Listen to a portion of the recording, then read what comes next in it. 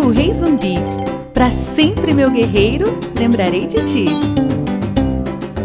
Foi viver no grande quilombo dos Palmares, junto a Dandara, sua mulher guerreira. Lá negros fugidos de todos os lugares se refugiavam de senzalas brasileiras. Lutou pra ser livre e enfrentou a coroa. Muitos portugueses Zumbi desafiou. 20 de novembro, um grande rei morreu, mas sua luta nunca mais ninguém esqueceu. Até e viva, viva o Rei Zumbi!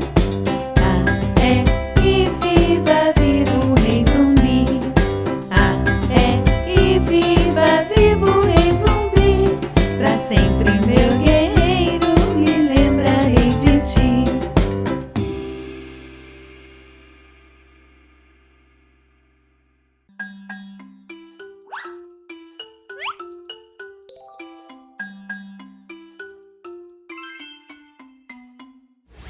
Ídolos negros do esporte. Nina e vovô João vão viajar pelo mundo da consciência negra para aprender sobre os ídolos negros do esporte. Nesta viagem, vamos conhecer 10 personalidades negras que fizeram muito por suas modalidades e inspiraram outros jovens atletas ao redor do mundo. O primeiro em nossa viagem é Lewis Hamilton, o piloto de Fórmula 1 que se tornou o maior vencedor de todos os tempos da categoria. Com 7 campeonatos conquistados, Lewis tem o maior número de vitórias em grandes prêmios, o maior número de pole position e o maior número de pódios. A próxima é Serena Williams. A tenista americana é a maior campeã de Grand Slam, com 23 títulos no simples. Ela é a segunda maior campeã da história. Venceu os 4 Grand Slam, Roland Garros, Wimbledon, US Open e Australian Open por 2 temporadas seguidas. Serena também conquistou uma medalha de ouro no simples na Olimpíada de Londres 2012 e 3 ouros nas duplas nos Jogos Olímpicos de 2000, 2008 e 2012. Jesse Owens, famoso corredor norte-americano, foi o primeiro atleta na história a ganhar 4 medalhas de ouro numa mesma Olimpíada: 100 e 200 metros rasos, salto em distância e revezamento 4x100, nos Jogos de 1936, na Alemanha nazista de Adolf Hitler. O homem mais rápido do mundo é negro. Usain Bolt nasceu na Jamaica e ganhou o mundo. Campeão olímpico e mundial, Usain foi o único da história a ser tricampeão em 2 modalidades de pista em Jogos Olímpicos de forma consecutiva: 100 metros rasos e 200 metros rasos. E bicampeão, também consecutivamente, no revezamento 4x100. Muhammad Ali foi um pugilista muito famoso. Ele nasceu em 1942 nos Estados Unidos e ganhou muitos títulos, entre eles a medalha de ouro do meio pesado nas Olimpíadas de Verão de 1960 em Roma. Ele também foi um nome importante na luta contra o racismo nos anos 60. Tiger Woods é um dos melhores golfistas profissionais do mundo. Nascido na Califórnia, o jogador teve um papel importante na divulgação do golfe, um esporte tradicionalmente de elite, entre as minorias raciais nos Estados Unidos. Ele é o golfista que mais vezes conquistou a PGA Tour em toda a história. Ao todo, foram 108 títulos. Michael Jordan foi o craque do basquete americano, o atleta mais conhecido do basquete de todos os tempos.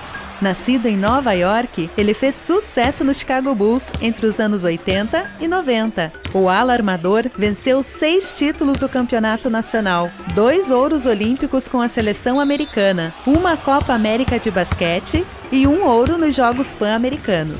Falando em atletas brasileiros, não podemos esquecer do melhor jogador da história, Edson Arantes do Nascimento. O Pelé encantou os fãs da bola no Brasil e no mundo. O atacante só defendeu 2 clubes na vida, o Santos e o New York Cosmos, dos Estados Unidos. Pela seleção brasileira, levou seu talento a todos os cantos do planeta e levantou 3 Copas, as de 1958, 1962 e 1970. 1970. Ademar Ferreira da Silva foi um grande astro do atletismo brasileiro, o primeiro bicampeão olímpico do país. Ele conquistou medalhas de ouro no salto triplo nas Olimpíadas de Helsinki, em 1952, batendo o recorde mundial, e nas Olimpíadas de Melbourne, em 1956. Foi também tricampeão em Jogos Pan-Americanos, Buenos Aires em 1951, Cidade do México em 1955 e Chicago em 1959. O brasileiro Anderson Silva, conhecido como Spider, é um dos maiores lutadores de MMA da história. Recordista de defesas de cinturão, 10 consecutivas. Anderson é paulistano e entrou para o mundo da luta aos 18 anos. Depois de se graduar em Taekwondo, Muay Thai e Jiu-Jitsu, ele estreou nas lutas profissionais em 2001 e fez muito sucesso no UFC. Todos estes atletas levaram orgulho para nós negros, exaltando a nossa raça e superando todas as dificuldades sociais, deixando no esporte as suas marcas. Nina e vovô João continuam viajando pelo mundo da consciência negra, aprendendo sobre a história e vivendo grandes aventuras.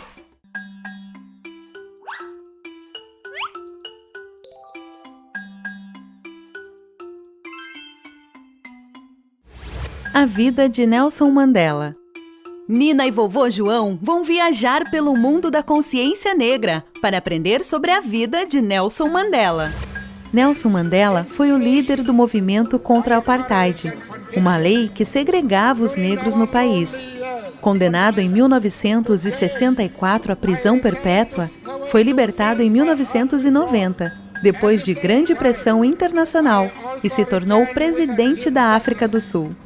Nelson Mandela nasceu em Mesevo, África do Sul, no dia 18 de julho de 1918. Filho de uma família de nobreza tribal da etnia Xhosa, recebeu o nome de Rolihlahla Dalibunga Mandela. Em 1925, ingressou na escola primária, onde recebeu da professora o nome de Nelson, em homenagem ao almirante Nelson.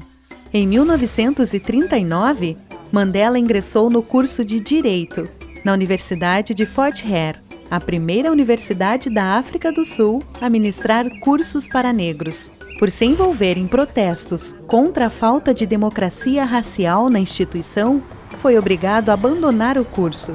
Mudou-se para Joanesburgo, onde se deparou com um regime de terror imposto à maioria negra. Lá, concluiu o bacharelado em artes pela Universidade da África do Sul e continuou os estudos de Direito.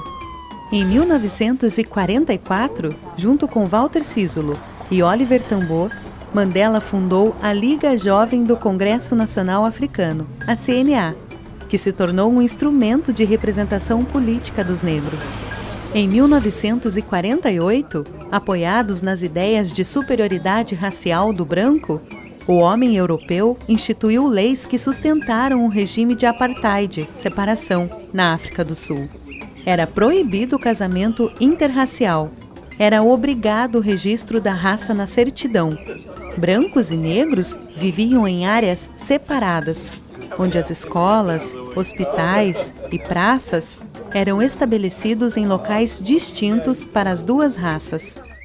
Muitos homens e mulheres da comunidade negra sul-africana dedicaram suas vidas a essa grande causa, o fim do apartheid.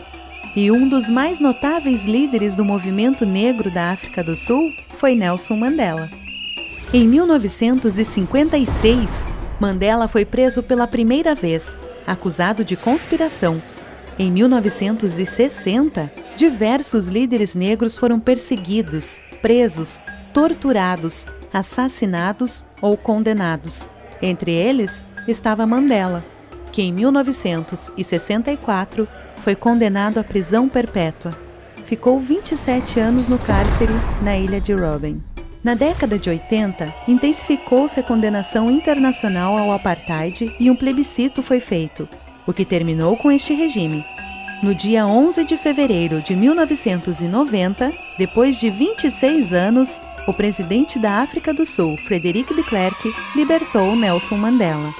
Ao sair da prisão, Mandela faz um discurso chamando o país para a reconciliação, onde ele diz que tem prezado pelo ideal de uma sociedade democrática e livre, na qual todas as pessoas possam viver juntas em harmonia e com iguais oportunidades.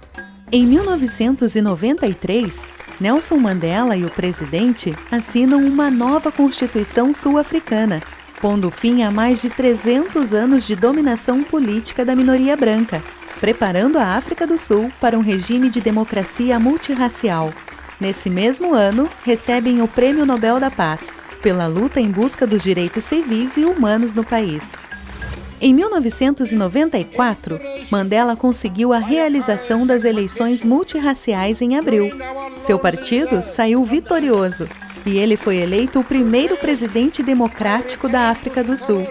Ele ficou na presidência até 1999 e, em 2006, foi premiado pela Anistia Internacional por sua luta em favor dos direitos humanos.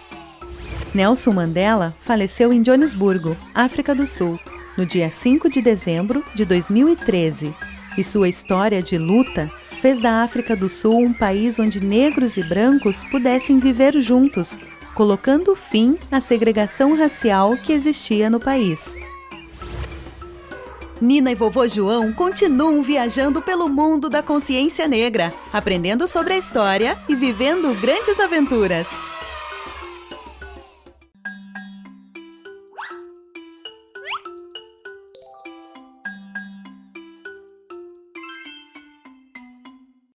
O racismo.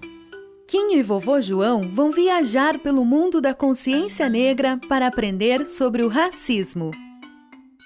O racismo é uma das formas de preconceito, aquela que acredita que uma raça possa ser melhor que a outra, o que não é verdade. O racismo começou há muitos e muitos anos atrás, através de uma ideia que reforçava a dominação de povos brancos europeus sobre populações de outras etnias de fora da Europa. O desenvolvimento cultural avançado dos europeus fez com que eles passassem a explorar e descobrir novos países. E para colonizar as novas terras, capturavam africanos para trabalharem como escravos por lá, pois eles eram muito fortes. O racismo começou no Brasil durante a escravidão, onde os negros eram cruelmente tratados como sendo inferiores aos brancos. E este pensamento racista segue para muitas pessoas até hoje. Nós sabemos que nem todas as pessoas são iguais. Há brancos, loiros, índios, negros, asiáticos e outras raças. Somos todos diferentes, mas o respeito com todas as raças deve ser o mesmo. Todos devemos ser tratados de forma igual, pois mesmo sendo diferentes, ninguém é melhor ou pior do que ninguém por sua raça ou cor. Isso acontece porque a abolição da escravatura aqui não foi algo planejado. Ocorreu sem um plano de orientação e instrução dos escravos, que foram libertados sem ter um acolhimento. O racismo é um tipo de preconceito, pois é uma atitude que cria um conceito de alguém antes de conhecê-la. Neste caso, é um preconceito motivado pela cor de pele da pessoa. O racismo estrutural acontece quando as pessoas utilizam de palavras como moreno ou pessoa de cor para tratar os negros, como se a negritude fosse algo inferior. Pessoas negras são negras, pretas, simples assim. Os negros têm uma grande contribuição para o nosso país em diversas áreas, como no esporte, na música, na gastronomia, na literatura e muito mais. Existem notáveis músicos negros e brancos, bons atletas negros e brancos, bons escritores negros e brancos. A cor da pele não é um diferencial para alguém ser melhor ou pior do que alguém. E não basta não ser racista, é preciso ser antirracista. Condenar qualquer atitude racista, qualquer atitude com o intuito de diminuir ou desprezar uma pessoa negra. E o respeito aos negros deve sempre existir. Lembrando que não somos todos iguais, mas todos devemos ser tratados iguais. Quinho e vovô João continuam viajando pelo mundo da consciência negra, aprendendo sobre respeito e vivendo lindas histórias.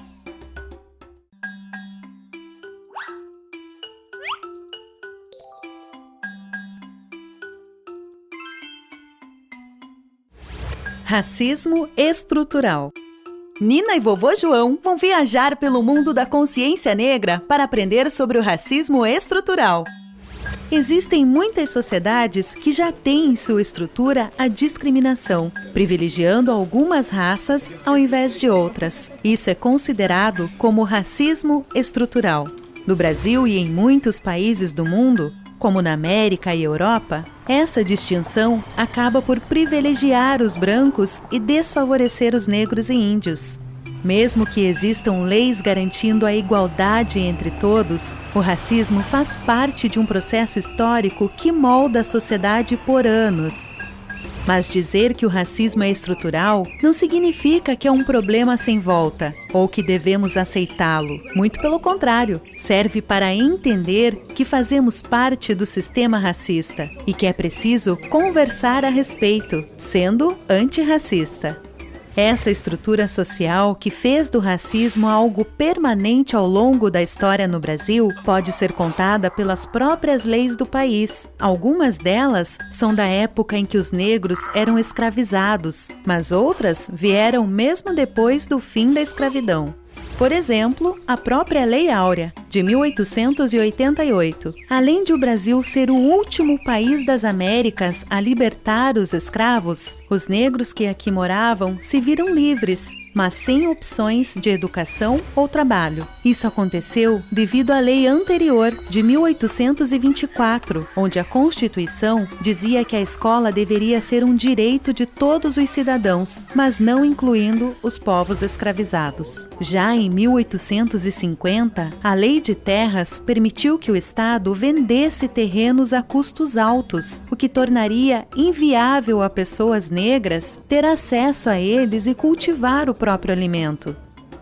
Se, antes da abolição, as leis criadas poderiam não ter relação direta com o racismo, em 1890, com as primeiras leis da República, isso ficou evidente. Sem terras, educação ou trabalho, os negros encontrados na rua, abandonados ou praticando a capoeira, podiam ser presos. Essa lei era conhecida como a Lei dos Vadios e Capoeiras. Foi apenas em 1989 que uma legislação contribuiu pela primeira vez para a igualdade racial no Brasil, quase um século depois, quando a Lei K.O. tornou o racismo um crime sem fiança. Mas apenas o fato desta lei existir não faz com que o problema termine, pois o racismo é algo maior do que discriminação ou preconceito. Ele se refere a maneiras de desfavorecer negros e indígenas, mesmo que às vezes inconscientemente.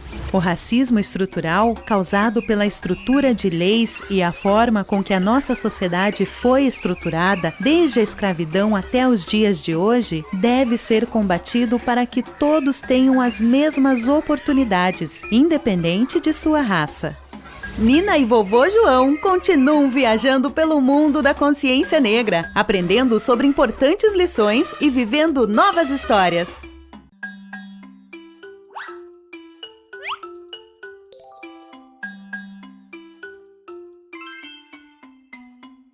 A escravidão no Brasil. Quinho e vovô João vão viajar pelo mundo da consciência negra para aprender sobre a escravidão no Brasil. A escravidão iniciou no século XVI no Brasil. Em 1535, chegou a Salvador, na Bahia, o primeiro navio com negros escravizados. E a escravidão só veio a terminar por aqui 353 anos depois, em 13 de maio de 1888, com a Lei Áurea.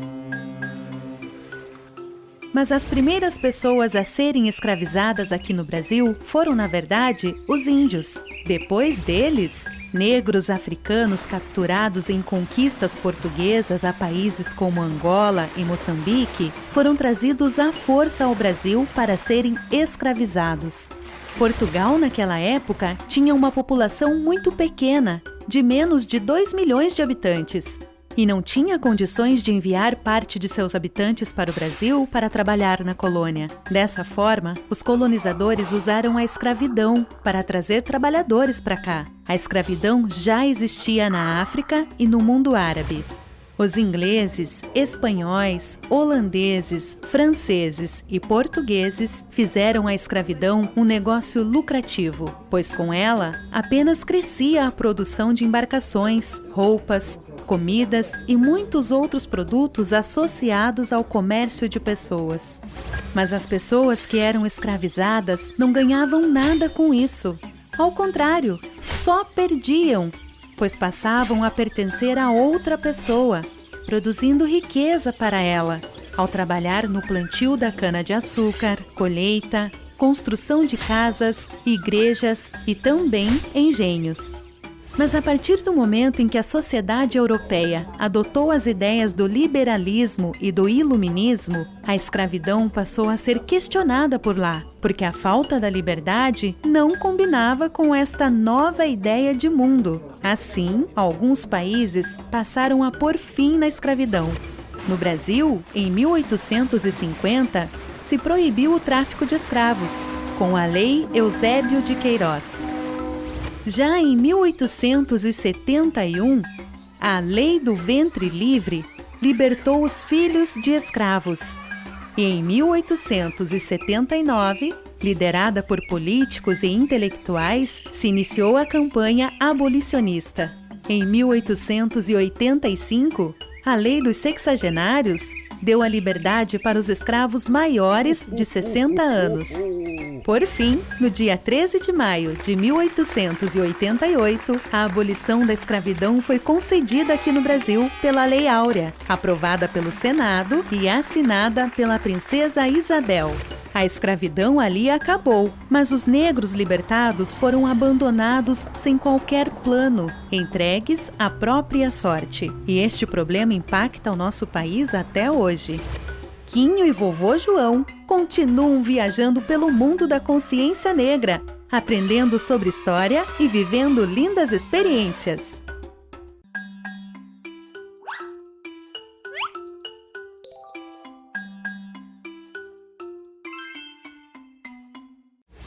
A cultura africana no Brasil. Quinho e vovô João vão viajar pelo mundo da consciência negra para aprender sobre a cultura africana no Brasil. Cultura afro-brasileira é um conjunto de manifestações culturais do Brasil, que foram influenciadas pela cultura africana desde os tempos do Brasil colônia até os dias de hoje. A cultura da África desembarcou aqui no nosso país, trazida pela escravidão africana, na época do tráfico de escravos.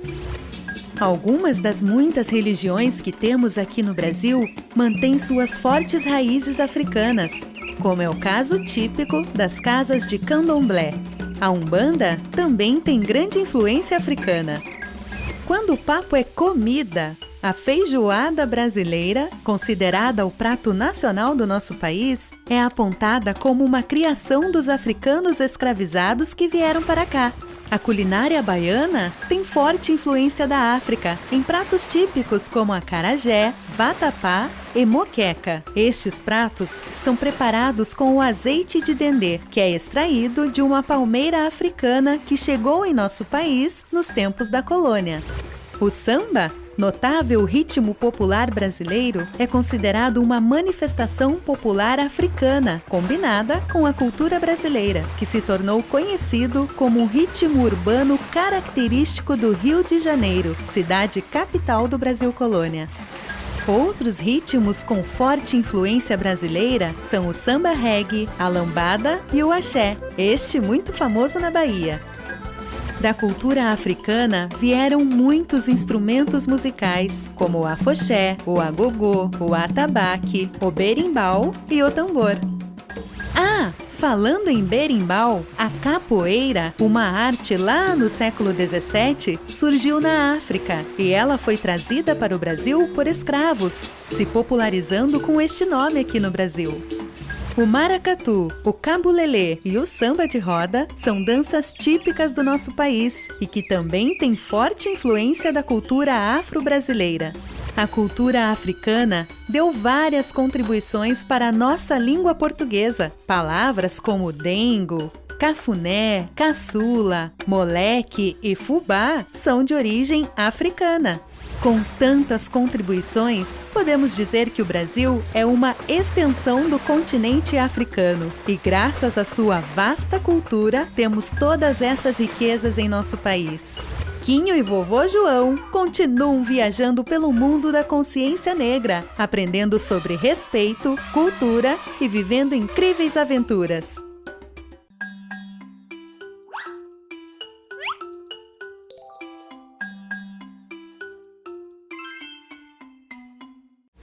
Vidas negras importam.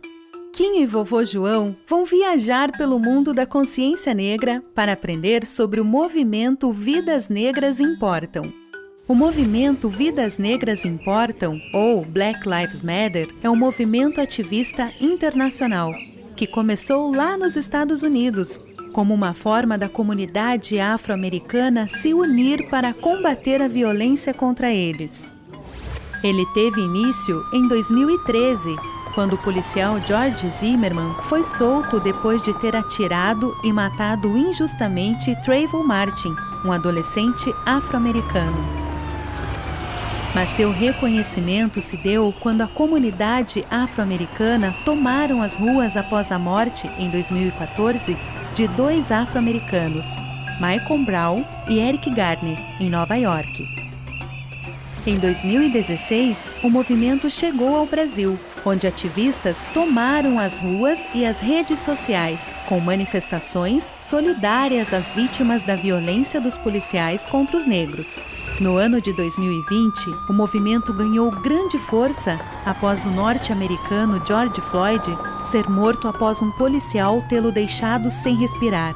A morte de George gerou protestos nas ruas de todo o país, onde o fim da violência contra os negros era exigida pelos manifestantes. O movimento Black Lives Matter foi fundado por 3 mulheres e ele luta por um mundo em que as vidas dos negros e negras não sejam atacadas de maneira intencional e estrutural. O movimento defende o fim do racismo e prega que pessoas negras sejam tratadas com igualdade e amor. Vidas Negras Importam já tem em seu nome a principal mensagem, a de que todas as vidas negras importam e devem ser tratadas com respeito, sejam crianças, homens, mulheres, LGBTs, idosos, todos. Em janeiro de 2021, o movimento Vidas Negras Importam foi indicado ao Prêmio Internacional Nobel da Paz. E o movimento continua mais vivo do que nunca, protestando contra as violências que os negros sofrem todos os dias. Quinho e vovô João continuam viajando pelo mundo da consciência negra, aprendendo sobre respeito e vivendo novas histórias.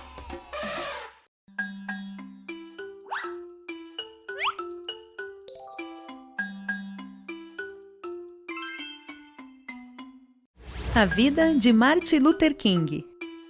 Quinho e vovô João vão viajar pelo mundo da consciência negra para aprender sobre a vida de Martin Luther King. Martin Luther King foi um ativista norte-americano que lutou contra a discriminação racial. Ele foi um dos mais importantes líderes na luta pelos direitos civis dos negros nos Estados Unidos. Martin Luther King nasceu em 15 de janeiro de 1929, em Atlanta, cidade dos Estados Unidos. Ele resolveu seguir o mesmo caminho de seus pais e avós, se tornando pastor da Igreja Batista. Em 1951, formou-se em teologia na Universidade de Boston. Agora pastor, Martin Luther King passou a liderar uma igreja na cidade americana de Montgomery, no Alabama.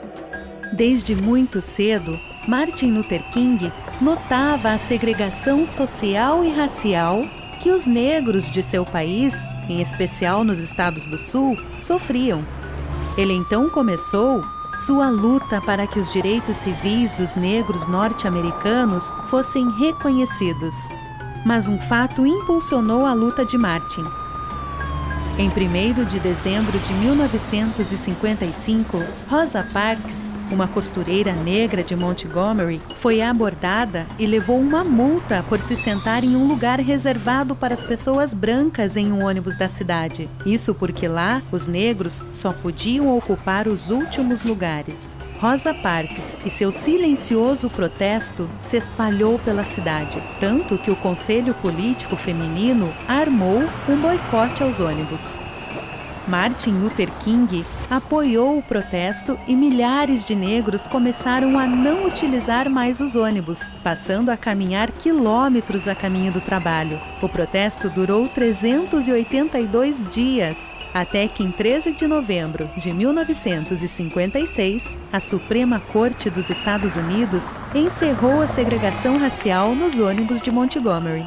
Em 21 de dezembro de 1956, véspera de Natal, houve um fato histórico quando Martin Luther King e Glenn Smiler, um sacerdote branco, entraram juntos e se sentaram na primeira fila do ônibus. Martin Luther King fundou, em 1957, a Conferência da Liderança Cristã do Sul e, como seu primeiro presidente, organizava manifestações pelos direitos civis da população negra. Em 1960, conseguiu que a entrada de negros em parques públicos, restaurantes e bibliotecas fosse liberada.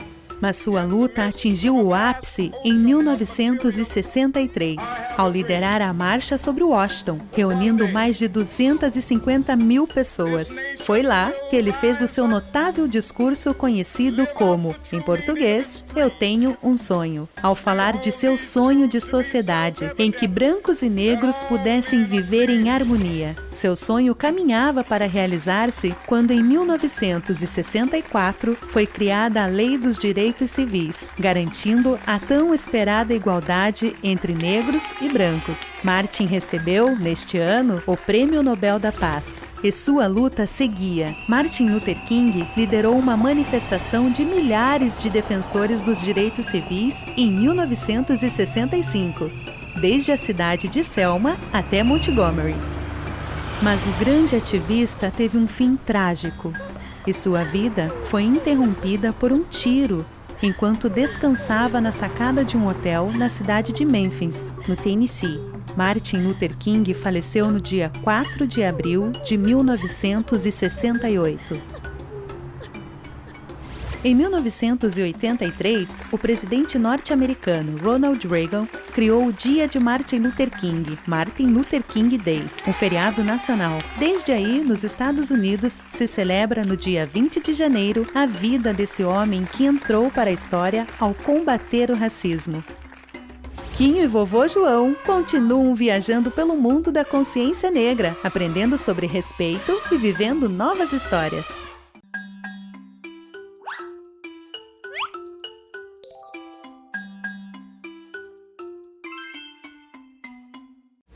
Ser antirracista. Nina e vovô João vão viajar pelo mundo da consciência negra para aprender sobre ser antirracista. Mesmo a escravidão ter sido abolida há mais de um século, os negros ainda vivem com a insegurança de serem agredidos por uma estrutura que discrimina dependendo da cor da sua pele. Por muitos anos, as pessoas brancas se afastavam para não ter que lidar com essas situações incômodas causadas pelo racismo. Mas no ano de 2020, em meio a uma pandemia mundial, a sociedade passou a pensar melhor no impacto das nossas ações em relação ao outro. E ficou claro que fugir ou se afastar não é uma opção. A violência contra os negros tornou a situação insustentável e todos serão responsabilizados, ou por agirem ou por não agirem para mudar isso. Para mudar isso, precisamos ser antirracistas, e isso significa atuar contra o racismo, com colaboração. Ao colaborar, os brancos antirracistas devem estar ao lado do cidadão negro para agir de forma que o respeito e a igualdade existam em qualquer relação.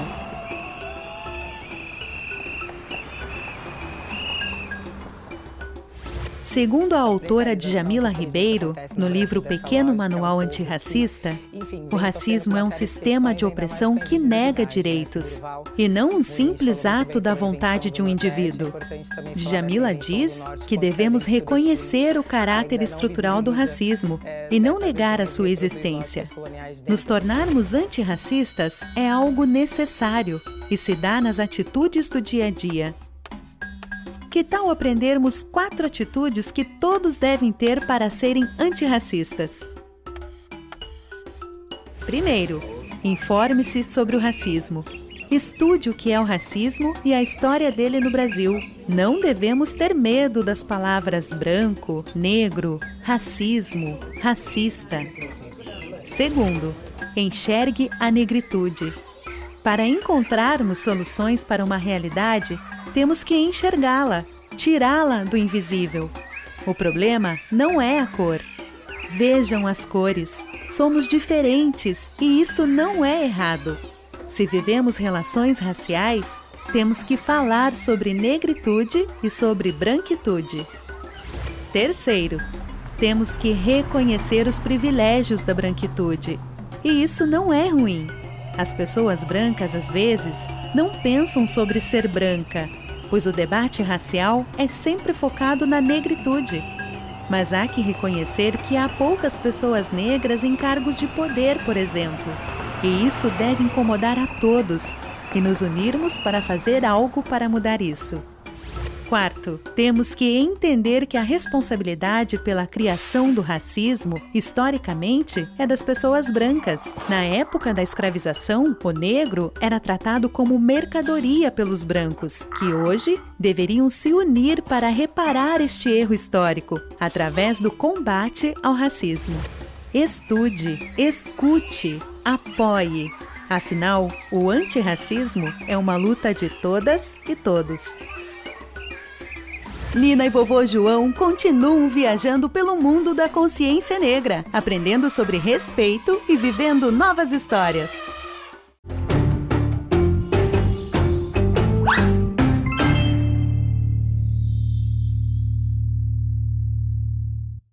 O Dia da Consciência Negra. Kim e vovô João vão viajar pelo mundo da consciência negra para aprender sobre o Dia da Consciência Negra. O Dia da Consciência Negra é comemorado no Brasil no dia 20 de novembro. Este dia marca a data da morte de Zumbi dos Palmares, o líder do maior quilombo que existiu no Brasil, o Quilombo dos Palmares. Ele liderou a resistência de seu povo contra os ataques dos portugueses no século XVII. O dia de sua morte foi relembrado por ativistas do movimento negro por mais de 30 anos. Mas a data só foi oficializada em 2011, quando passou a ser celebrada em mais de 1000 cidades brasileiras.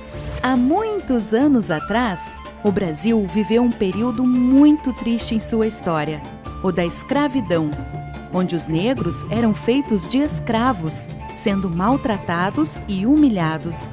Mas este período ficou para trás, e a importância do Dia da Consciência Negra é reforçar que momentos assim nunca mais aconteçam, pois todos os cidadãos, independente de sua raça ou cor, têm os mesmos direitos e devem ser respeitados. Nesta data, falamos sobre a importância do respeito às diferenças e a aceitação da diversidade, combatendo assim o racismo e o preconceito. Afinal, o Brasil foi o país que mais recebeu escravos no mundo e foi também o último a abolir a escravidão. E esses dois fatos ajudam a explicar a discriminação e marginalização de grande parte de nossa população. Preconceito e discriminação é julgar alguém apenas por sua raça, cor, religião, antes de conhecer. Criticar alguém por sua cor é crime. E nesta data, lembramos que ser diferente não é um problema. O problema é ser tratado como diferente. Este dia também nos ajuda a lembrar da importância dos africanos para a cultura brasileira, sendo na dança, música, religião, culinária e idioma. Foram deles que vieram pratos como a feijoada e o acarajé. E da cultura africana vieram também o berimbau e a capoeira. Gêneros musicais coloniais de influência africana, como o lundu, terminaram dando origem a ritmos nacionais, como o maxixe, o samba, o choro, a bossa nova e outros gêneros musicais atuais. A população negra, entre pretos e pardos, são a maior parte da nossa população brasileira. E esta data deve reforçar a luta contra diversas formas de preconceito e discriminação que sofremos no dia a dia. Por isso, é importante que a tolerância e o respeito à diversidade seja algo diário. O Dia da Consciência Negra recorda algo que devemos nos lembrar todos os dias: de que apesar de sermos diferentes uns dos outros, todos devemos ser respeitados e tratados como sendo iguais.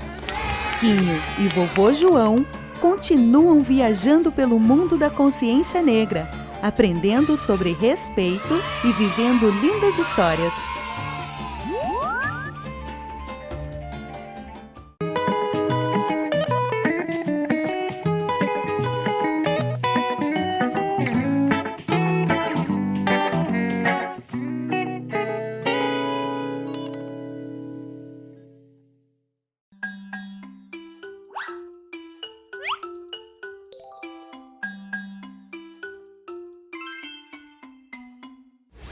Ídolos negros da música. Nina e vovô João vão viajar pelo mundo da consciência negra para aprender sobre os ídolos negros da música. Nesta viagem, vamos conhecer 12 personalidades negras que fizeram muito pela música mundial e deixaram um grande legado artístico com seu talento e inspiração. James Brown foi um cantor, compositor e produtor musical norte-americano, autor de I Feel Good, um dos grandes sucessos de sua carreira. Inventor do funk, ele se tornou um dos maiores nomes do mundo da música. Ray Charles foi um pianista, cantor e compositor norte-americano, uma das personalidades mais relevantes do soul, blues e jazz no século XX. Ella Fitzgerald, uma cantora apreciada especialmente por sua voz clara e suave. Por causa de seu grande talento, era conhecida como a primeira dama da canção e primeira dama do jazz. Ao longo de seus 60 anos de carreira, ela se tornou uma lenda no mundo todo. O jamaicano Bob Marley é o maior cantor de reggae de todos os tempos. Com mais de 75 milhões de discos vendidos em todo o mundo, Bob utilizava o seu trabalho como forma de alertar sobre os problemas dos pobres e oprimidos socialmente e para disseminar o movimento Rastafari e suas ideias de paz, amor e preservação ambiental.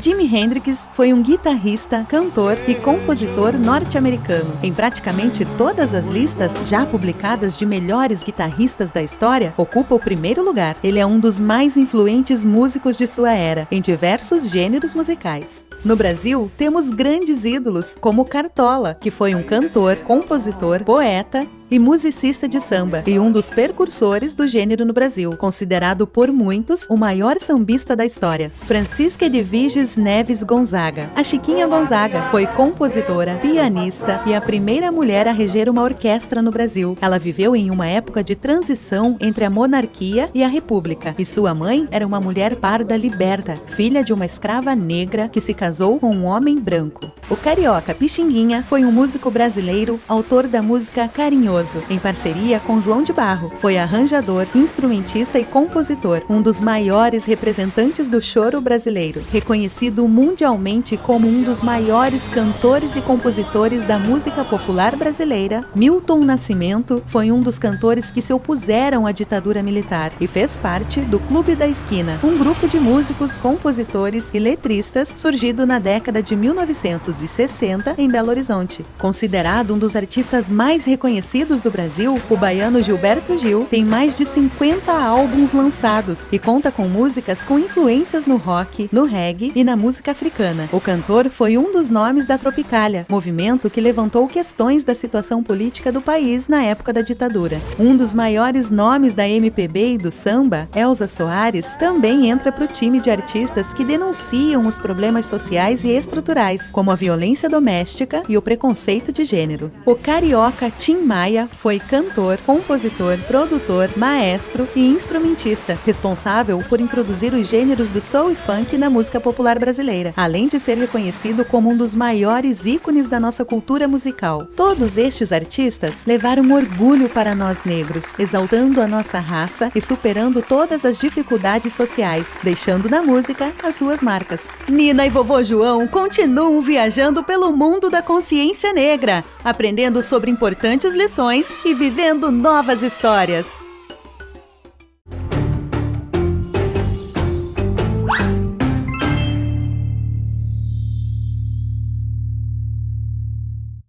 A história de Zumbi dos Palmares. Quinho e vovô João vão viajar pelo mundo da consciência negra para aprender sobre a história de Zumbi dos Palmares. O grande líder Zumbi nasceu em 1655, na Serra da Barriga, capitania de Pernambuco, atual região de União dos Palmares, no estado de Alagoas. Nessa região ficava o Quilombo dos Palmares, uma comunidade formada por escravos negros fugitivos que tinham escapado das fazendas e senzalas brasileiras e viviam em liberdade. O Quilombo dos Palmares era muito grande, quase do tamanho de Portugal. Zumbi tinha nascido livre, mas logo por volta dos 6 anos de idade, foi capturado e entregue ao padre missionário português Antônio Melo, que o batizou e dele recebeu o nome de Francisco. Com ele, aprendeu a língua portuguesa e a religião católica, chegando a ajudar o padre na celebração da missa. Porém, aos 15 anos de idade, Zumbi voltou a viver no Quilombo.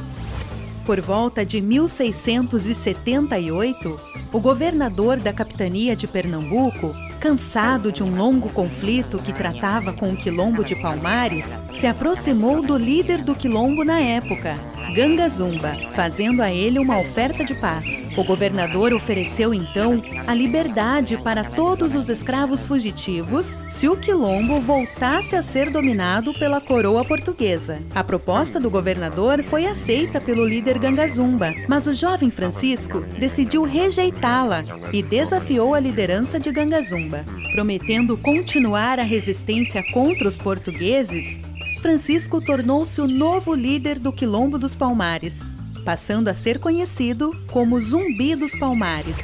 Zumbi se casou com Dandara dos Palmares, uma das maiores guerreiras negras do período colonial, e com ela tiveram 3 filhos. 15 anos após Zumbi ter assumido a liderança em Palmares, o bandeirante paulista Domingos Jorge Velho preparou uma invasão ao Quilombo. Em 6 de fevereiro de 1694, a capital de Palmares tinha sido destruída e Zumbi foi ferido. Apesar de ter sobrevivido, ele foi surpreendido pelo capitão Furtado de Mendonça. Apunhalado, Zumbi fugiu e foi viver durante cerca de 1 ano e meio escondido no mato, ao lado de outros companheiros sobreviventes. Em 1695, ele teve seu esconderijo denunciado por um de seus companheiros. Zumbi, então, caiu em uma emboscada e em 20 de novembro de 1695, ele foi morto. No dia 20 de novembro, data de sua morte, é comemorado oficialmente em nosso país o Dia da Consciência Negra, para lembrar da resistência de Zumbi e seu povo por um mundo livre e mais igual. E depois dessa grande história, Quinho e vovô João continuam viajando pelo mundo da consciência negra, em busca de novas histórias e grandes ensinamentos.